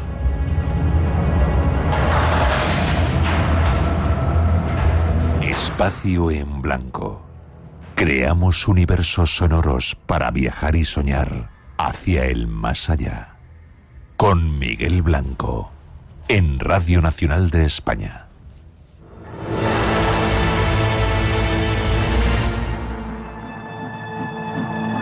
Analizamos más extraños fenómenos del mundo del misterio. Se les conoce como los enviados del futuro o los viajeros del tiempo. En el canal Únicos y Asombrosos encontramos más información. El misterioso viajero del tiempo. En un oscuro rincón de Internet, en el año 2000, surgió un usuario con el nombre de John Titor. Su presencia en los foros de discusión captó la atención de muchos. Afirmaba ser un viajero del tiempo, un hombre proveniente del año 2036, enviado a una misión secreta en el pasado. Un misterio que también conoce nuestro invitado. Eso y ovnis del futuro. Vamos a dejar los viajeros del tiempo y nos vamos con los ovnis del futuro, si te parece, Miguel. Sí, claro. ¿Viajeros del futuro, los ovnis? Bueno, es una posibilidad, es una teoría que defienden cada vez más investigadores, como si los ovnis no solamente vinieran de una galaxia lejana, sino que tuvieran la capacidad de plegar el espacio-tiempo y por lo tanto viajar a través del tiempo. Es decir, que no serían solamente viajeros interestelares, sino que serían también viajeros temporales. Y sobre esto habló, por ejemplo, Luis Elizondo. Luis Elizondo es un antiguo oficial de inteligencia que durante 8 años, entre los años 2010 y 2017, fue el director del Programa de Identificación de Amenazas Aeroespaciales Avanzadas. Este era un proyecto del Departamento de Defensa de los Estados Unidos que se dedicaba básicamente a la investigación del fenómeno OVNI.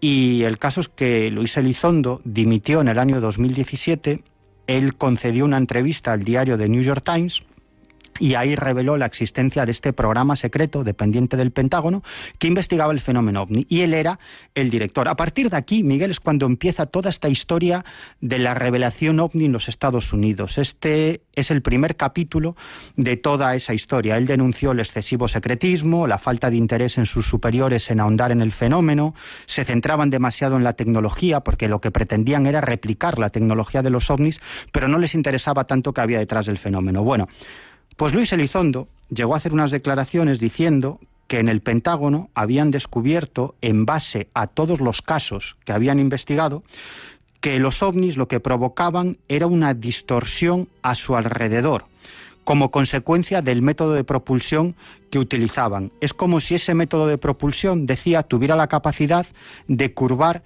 el espacio y el tiempo. Desde su punto de vista, desde el punto de vista de Elizondo, el modo de desplazamiento de los ovnis estaba muy por encima de nuestras capacidades tecnológicas y, según él, y lo que averiguaron dentro de ese programa OVNI del Pentágono, es que los ovnis se movían, se desplazaban por el espacio empleando una gran cantidad de energía para curvar el espacio-tiempo. Es decir, que los ovnis, como decía antes, no solamente se moverían desplazándose por el aire, sino que también se moverían desplazándose por el espacio-tiempo, es decir, que serían viajeros del tiempo.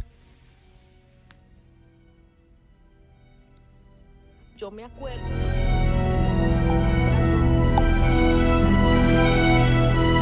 Creo incluso que hay proyectos ya que se están haciendo de máquinas del tiempo en diversos laboratorios del mundo. Efectivamente, porque esto del viaje en el tiempo es absolutamente posible. Desde el año 1905, que Albert Einstein, probablemente el científico más importante de todos los tiempos, descubrió que el espacio y el tiempo son la misma cosa, lo que hizo Einstein básicamente es matar el tiempo. Y esto es muy extraño, va contra el sentido común, es antiintuitivo, pero es así. El espacio y el tiempo son la misma cosa. Y el tiempo varía dependiendo de la velocidad y dependiendo también de otros factores como la fuerza de la gravedad. Si ahora yo, Miguel, comienzo a moverme alrededor de esta mesa de Radio Nacional, frente a la que estoy sentado, si yo empiezo a moverme y tú estás parado, resulta que el tiempo pasa más despacio para mí que para ti. Claro, la diferencia es una 1000.000.000ésima de segundo, es imperceptible, pero si yo pudiera moverme a una velocidad cercana a la de la luz, 1 minuto para mí serían 7 minutos para ti. Es decir, que si yo estuviera 1 año moviéndome a la velocidad de la luz, pasarían 7 años para ti. Y claro, a partir de ahí, una de las conclusiones es que el viaje en el tiempo es posible y se está produciendo constantemente, pero claro, es un viaje hacia el futuro sin billete de vuelta. Si ahora salieran unos astronautas y empezaran a dar vueltas alrededor de la Tierra en una nave espacial a la velocidad de la luz después de 1 año, cuando regresaran a la Tierra habrían pasado 7 años. Pero claro, esto sería un viaje al futuro sin billete de vuelta al pasado. Otra cuestión es los viajes al pasado. Esto ya es bastante más complicado. Bueno, en base a todo esto, hay científicos de primer nivel que han desarrollado máquinas del tiempo. Máquinas del tiempo que no se pueden poner en práctica por un pequeñísimo problema, y es que necesitaríamos tal cantidad de energía para rasgar el espacio-tiempo que eso está muy por encima de nuestras posibilidades. Pero yo siempre recuerdo las palabras de Paul Davies, que es un astrofísico, uno de los astrofísicos más importantes del momento, y él dice que los viajes en el tiempo no son una cuestión de física, sino de tecnología. Es decir, los esquemas de esas máquinas del tiempo ya están sobre el papel. Lo que nos falta es la tecnología, una máquina que pueda generar una cantidad de energía, que hoy en día es una cuestión de ciencia ficción, que pueda rasgar el espacio-tiempo. Y uno de estos físicos que han creado su máquina del tiempo es un premio Nobel. Él se llama Kip Thorne. Además de premio Nobel de Física, es también premio Princesa de Asturias de la investigación científica y técnica, catedrático de física teórica en el Instituto Tecnológico de California y, por cierto, el principal guionista de una de mis películas preferidas, de Interestelar, dirigida por Christopher Nolan. Pues él fue el principal guionista de esta película. Y él creó un artilugio que básicamente consiste en 2 cabinas. Cada una de esas cabinas pues contendría en su interior 2 placas de metal paralelas que generarían un campo eléctrico muy potente, imposible de lograr hoy en día con nuestra tecnología, y esto rasgaría el espacio-tiempo. Lo que generaría es una abertura que uniría ambas cabinas, es decir, un agujero de gusano que uniría ambas cabinas. Una de esas cabinas saldría al espacio y orbitaría alrededor de la Tierra a la velocidad de la luz, y con lo cual ya tendríamos una máquina del tiempo. Si enviamos un astronauta hacia la cabina que está volando por el espacio, pues resulta que viajaría al futuro, y si volviera a la cabina que está en la Tierra, viajaría hacia el pasado. Tendríamos una máquina del tiempo con un pequeño problema, y es que el viaje en el tiempo al pasado tendría un límite, y ese límite es el momento de la creación de esa máquina del tiempo. Ya te digo que hay muchas más, Miguel, pero sobre el papel hay muchas de estas máquinas del tiempo empleando diferentes métodos, diferentes teorías de la física, diferentes tecnologías, pero falta esa maquinaria con la capacidad de generar esa energía capaz de rasgar el espacio-tiempo. Pero si esto lo logramos, y puede ser cuestión de unas décadas, de 40, 50 años, 60, 70, no lo sé, tendríamos una máquina del tiempo y podríamos viajar en el tiempo.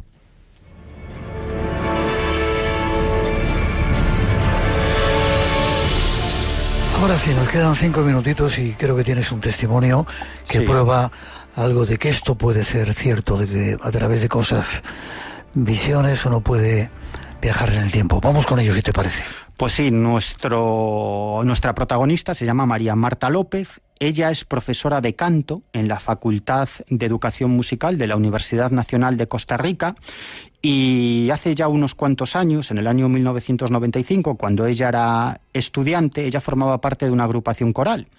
Y entonces ella había acudido con 4 personas, con 4 amigos, a un festival nacional de corales que se celebraba en Monteverde, que es un destino ecoturístico muy importante de Costa Rica. Bueno, el caso es que llegaron al hotel a las 8 de la tarde, al día siguiente tenían que levantarse a las 8 de la mañana, y uno de los participantes en esa coral pues les dijo que había una discoteca que no estaba muy lejos y que si querían ir a esa discoteca que aprovecharan esa noche, porque a partir del día siguiente ya tenían una agenda súper repleta. Total, que tomaron el coche y se dirigieron a esa discoteca, que discurría por una carretera muy difícil. Cabía prácticamente un coche, a un lado de la carretera había una pared, al otro lado un precipicio de 200 metros de caída, no había luz en la carretera, aunque en ese momento todavía se veía, había luz, y bueno, el caso es que acabaron en esa discoteca. Ninguno de ellos bebía alcohol, según María Marta no bebieron nada de alcohol, tampoco tenían dinero para ello, se compraron 2 refrescos, lo compartieron entre los 5, total. Eran gente joven, disfrutando, bailando, y las horas iban pasando. A pesar de que al día siguiente tenían que estar de pie a las 8 de la mañana, pues ellos seguían disfrutando, seguían hablando y seguían bailando en esa discoteca. Yo me acuerdo porque yo siempre era como la más grandota del grupo, y entonces yo les decía, vámonos ya porque mañana empezamos a las 8. Y recuerdo que uno del grupo, de los que íbamos en el carro y que estábamos también en la misma habitación, dijo: ¡qué torta! Son las 3 de la mañana. ¡Ay, no vamos a dormir nada! ¡Apúrense, apúrense! Y todo el mundo se montó al carro y nos fuimos, pero había que ir como a 5 por hora porque el risco era muy peligroso. Aunque no habíamos ingerido alcohol, esos lugares siempre llueve, la montaña llora. Entonces hay cositas, partes resbalosas. Cuando ya íbamos de vuelta, como a los 5 minutos de haber salido de la discoteca, donde ya todo se empieza a poner oscuro, pero oscuro, realmente oscuro, empezamos a ver mucha iluminación. ¡Ay, qué cómodo, qué fácil! Pusieron luces. Cuando me acuerdo que Irma dice: ¡ay, vean a la izquierda, pero no se asusten! Y entonces me dice: frene, antes de ver, frene, porque si no nos íbamos al guindo. Ya, frené. Sí, recuerdo que paré el carro y volvimos a ver a la izquierda y eran unas luces como verde, amarillo, rojo, y daban vueltas como en un carrusel. Se encendían hacia nosotros y al mismo tiempo giraban sobre su propio eje. Me tienes en ascuas. ¿Qué pasó después? Bueno, pues el caso es que ellos salieron de la discoteca, se encontraron con este extraño aparato volador, un aparato volador de 70 metros de diámetro que estaba a unos 8 metros de nuestros protagonistas. Estuvieron viendo el espectáculo aproximadamente 5 minutos y luego decidieron irse, porque claro, eran las 3 de la mañana y al día siguiente tenían que levantarse a las 8 de la mañana. Total, que llegaron al hostal en el que se alojaban. Y allí se llevaron una enorme sorpresa, porque si habían salido de la discoteca a las 3 de la mañana y cuando vieron el ovni eran más de las 3 de la mañana, pues Miguel, resulta que de pronto miraron el reloj y eran las 12 de la noche. Es como si ese ovni les hubiera regalado 3 horas de vida. Es decir, que de algún modo ese encuentro cercano con el ovni lo que hizo es que el tiempo discurriera hacia atrás. Esto es precisamente de lo que hablaba Luis Elizondo, este director de este proyecto OVNI del Pentágono, que es como si los ovnis generaran a su alrededor una especie de burbuja que generara, en muchas ocasiones, en los testigos, en los protagonistas de estos encuentros cercanos, toda una serie de anomalías espaciales y temporales.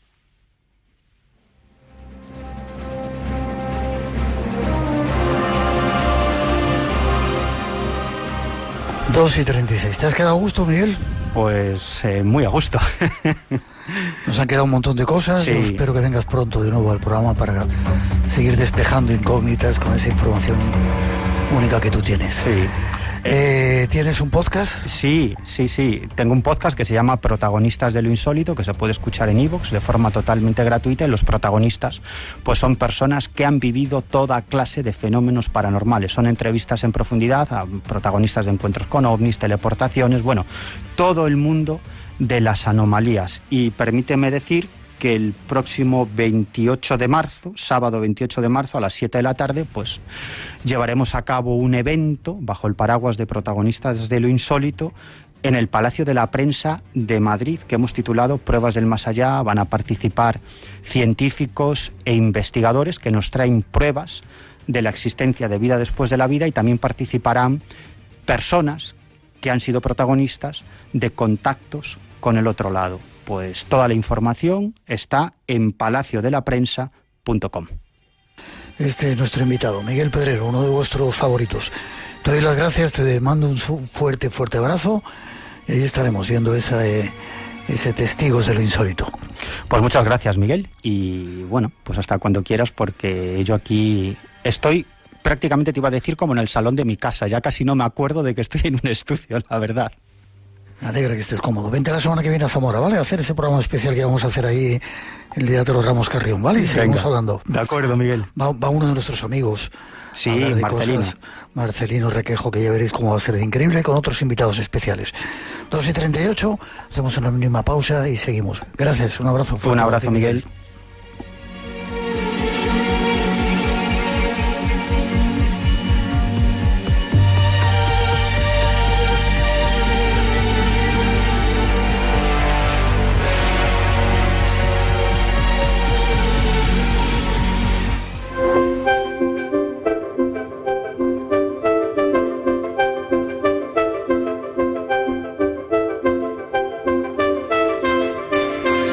Espacio en Blanco, estamos contentos, ilusionados, porque la próxima semana nos vamos a Zamora, a ese congreso de ilusión que organiza Miguel de Lucas, nuestro compañero, miembro de la familia. Buenas noches, Miguel.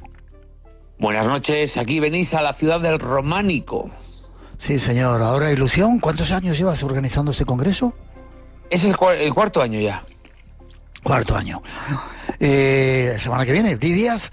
Y empezamos 27 y 28 de febrero, como te digo, en la ciudad del Románico, Zamora se convierte en el epicentro mundial de la ilusión. Y es que está muy bien para la gente que somos de provincias, que de vez en cuando nuestra ciudad, nuestra provincia, salga en los medios por algo tan bonito, ¿no?, como es la ilusión. Sí, señor, sí, señor.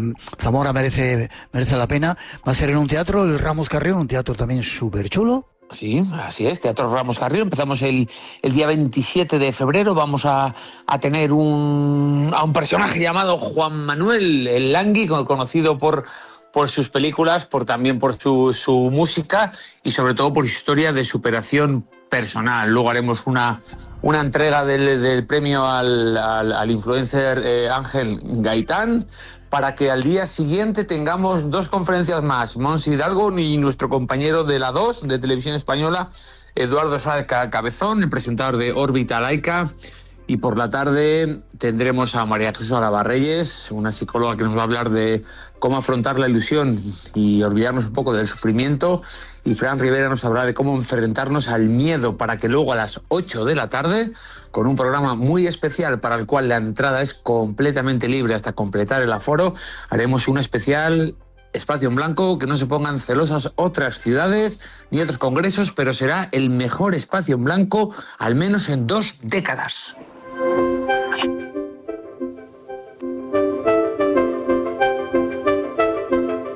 Sin duda que lo será, porque tenemos a un montón de invitados súper especiales para hablar de cosas súper increíbles.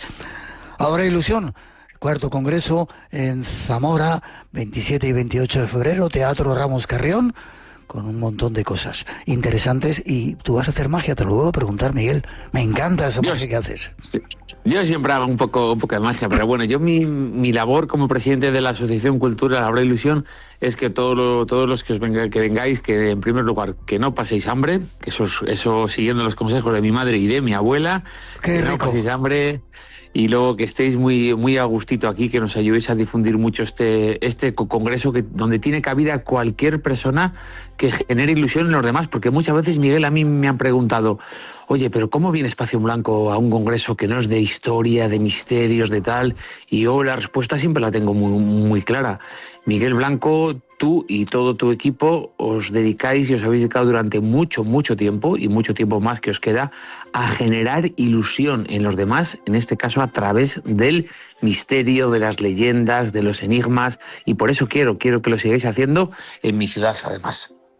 Qué bonito lo que dices. Que así sea. Ahora ilusión, esa es la invitación del Espacio en Blanco. La próxima semana estamos ahí, en este congreso, 27 y 28 de febrero, Teatro Ramos Carrión. Si la gente quiere informarse de algo más, Miguel, ¿hay una página web o algo? Sí, ahorailusión.com o Teatro Ramos Carrión, o que pongan Miguel de Lucas en Google y salgo yo. Ojo, que pongan Miguel de Lucas, porque si ponen Miguel Pelucas, no salgo, ¿eh? Como siempre, un placer estar contigo. Te veo la semana que viene, te doy un abrazo y disfrutaremos juntos ahí en tu ciudad. Buenas noches a todo el equipo de Espacio en Blanco. Y a todos los oyentes.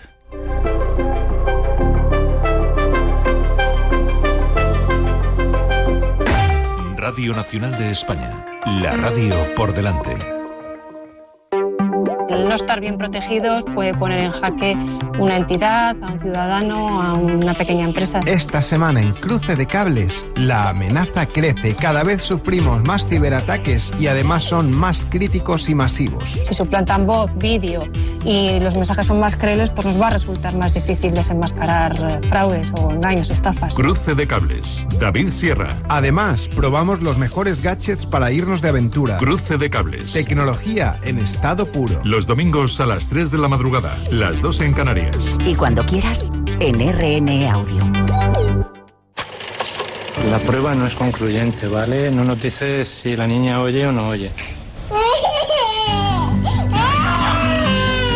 ¿No ves que está llorando? Pero ¿sabes lo que pasa? Que tú quieres una pareja sorda. Y una hija sorda. Pero me has elegido a mí.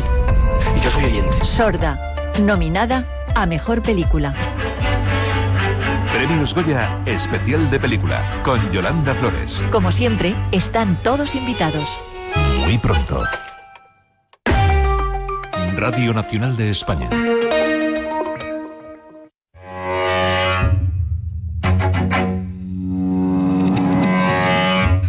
Dos y 44, 1 y 44 en las Islas Canarias. Y para terminar, preparados, vamos con una historia tremenda que nos trae nuestro compañero y que tiene que ver en lugares curiosos, ya veréis.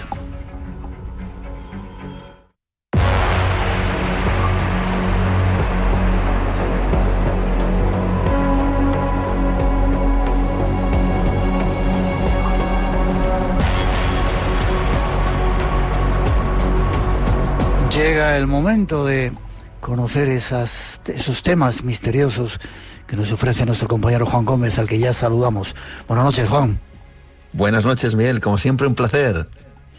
También para nosotros. Creo que hoy nos vamos de tanatorios y de morgues a escuchar experiencias de esas que ponen los pelos de punta. Sí, lo hacen precisamente porque fíjate que hemos hablado en alguna ocasión de las experiencias que tienen, por ejemplo, enfermeros, en los hospitales o sanitarios, ¿no? Personal sanitario. Pero ¿qué es lo que ocurre en aquellas personas que tienen un trabajo diferente? Que es cuando la persona fallece, ¿no? En los tanatorios, en las morgues, aquellas personas que se dedican a, de alguna forma, pues utilizar el cuerpo del cadáver pues para adecentarle y colocarle en la mejor condición posible para luego un enterramiento. Pues ahí también pasan cosas y hoy tenemos un testimonio alucinante.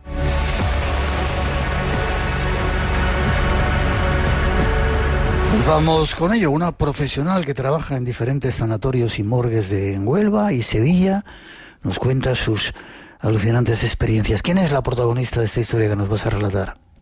Pues mira, ella se llama Laura, ella es agente funeraria en tanatoestética y tanatopraxia, es decir, ella se dedica a maquillar a los difuntos y en ocasiones, aunque lo suele hacer más su compañero, ayuda a la embalsamación de los cuerpos, ¿no? Bueno, pues ella es la protagonista y es precisamente la que se ha atrevido a contar las cosas que ocurren en ese mundo al que es cierto que muchas veces no queremos mirar, que es el trabajo que hacen estos profesionales.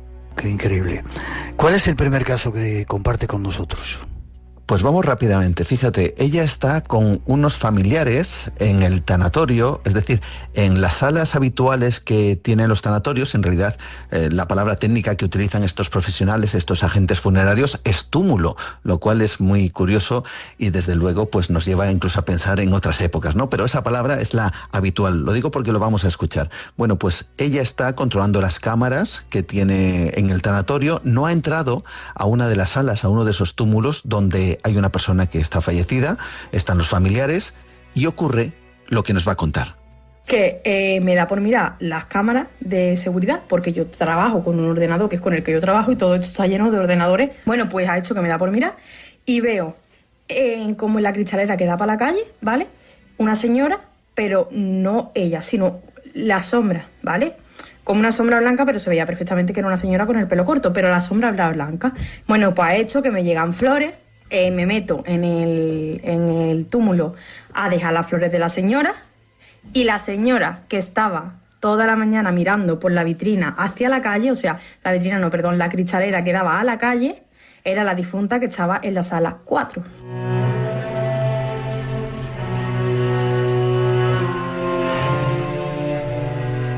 ¿Y seguro que era la fallecida? ¿No se pudo equivocar? Pues eso es lo que ella misma pensó, ¿no? Quizá podría haber sido un juego de luces, de sombras, con la cámara, con la cristalera. Así que ella regresa precisamente a ver las cámaras para cerciorarse. Y esto es lo que dice que se encuentra. Volví a mirar las cámaras y evidentemente seguía en la cámara y dije, vale, es esta señora. Seguí ahí. En el cambio de turno le digo a mi compañero, ven que te voy a enseñar una cosa. Cuando le doy a retroceder la cámara de seguridad, la señora no aparece en las cámaras. Ese momento no lo captó las cámaras, o sea, no se veía lo que yo estaba viendo. Entonces mi compañero me dijo que me acostumbrara, que me iban a pasar muchas cosas. Y vaya cosas que pasaban. ¿Ya había tenido otras experiencias antes, esta protagonista de hoy? Sí, fíjate, ella tuvo experiencias cuando precisamente estaba haciendo prácticas en su trabajo y ella es una profesional, pero evidentemente como cualquier otro trabajo de estas características tuvo que hacer sus prácticas. Y fíjate, a ella la llaman y a su compañero para acudir a Sevilla a un lugar que no quiere especificar, es un lugar que suponemos sea un convento donde fallece una monja. Hay que decir que ella asegura que, bueno, pues de alguna manera que el hábito de una monja ya la produce pues cierta, bueno, incluso miedo llega a decir, ¿no? El caso es que se tiene que enfrentar ella sola a una situación que, fíjate, la primera escena que ella se topa cuando llega allí es casi de una película inquietante. Me gustaría que la escucháramos para que percibiéramos el ambiente y lo que ve cuando entra en ese lugar con esa monja fallecida.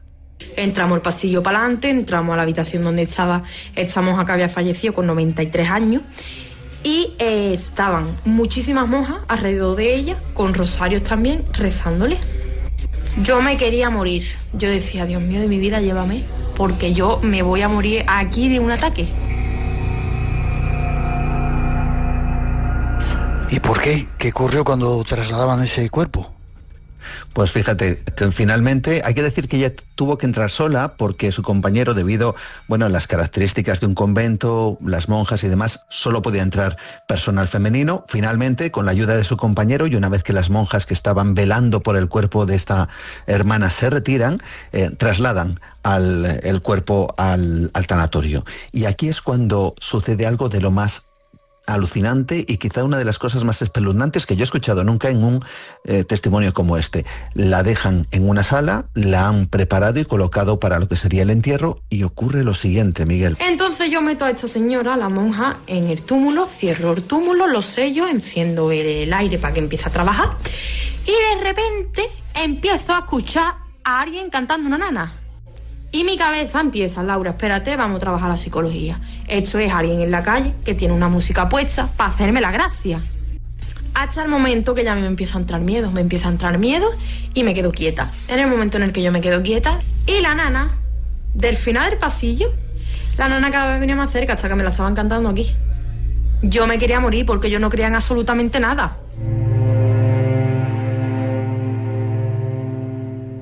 Supongo que esto le produjo un miedo tremendo, ¿no?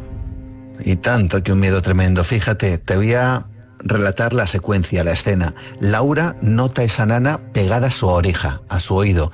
Sale corriendo, se mete en un montacargas que tienen en el tanatorio, de los nervios no sabe prácticamente accionarlo, y fíjate, Miguel, se orina encima, pero se orina de forma literal del miedo. Ella misma lo comentaba, ¿no? Recoge las cosas sobre la marcha, como puede, se va, no se despide de su jefe, y al día siguiente no quiere ir a trabajar. Lo piensa 2 veces, no está muy segura si quiere volver otra vez o no. El caso es que finalmente llega y quiere hablar con su jefe, pues para pedirle disculpas por marcharse tan apresuradamente, y se anima a contarle lo que ha vivido. Entonces su jefe le dice: bueno, pues vamos a mirar las cámaras, las grabaciones de ese pasillo, a ver qué es lo que ha ocurrido. Y cuando las observan, ella cuenta precisamente esto. En el momento en el que o incluso puede llegar a ver, porque de verdad os lo digo que existe porque yo lo pasé muy mal, y yo pensaba que yo no servía para esto, y cuando yo vi en las cámaras lo que yo sentí, yo me quería morir.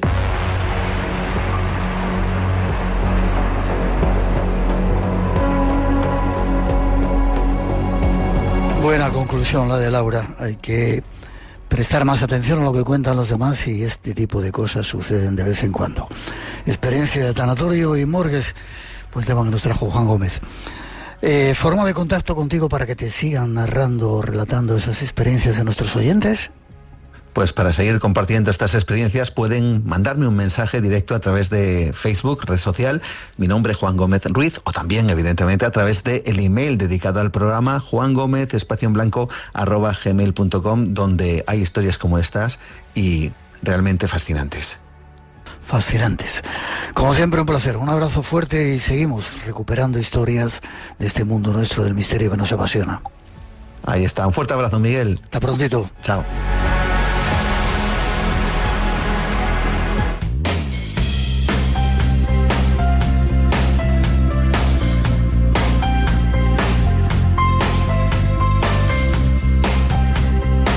Llega el momento de terminar. Como siempre, ha sido un placer compartir este tiempo con todos vosotros. Este programa completito que hemos tratado de realizar hoy. Deseando que os haya gustado y ayudado a compartir este tiempo de Radio Mágica aquí en vuestra casa, en Radio Nacional.